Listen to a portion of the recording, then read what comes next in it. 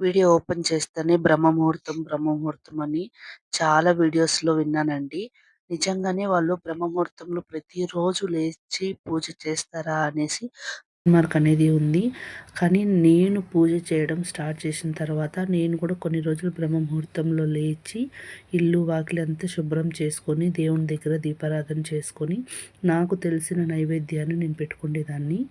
తర్వాత సాయంత్రం పూట కూడా అలానే చేసుకుంటూ ఉండేదాన్ని. కానీ ఒళ్ళు ఆరోగ్యం చాలా ముఖ్యం కదా, అందుకు సపోర్ట్ చేయలేదు. అందుకే కొద్దిగా గ్యాప్ తీసుకున్నాను.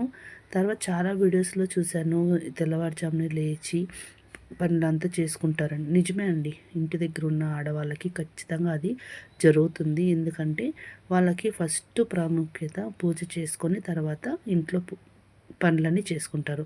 అలాగే జాబ్ చేసే వాళ్ళకి కుదరదు కదా, ఆల్టర్నేట్‌గా చేసుకోవచ్చు. వీడియో గాని నచ్చితే లైక్ చేయండి.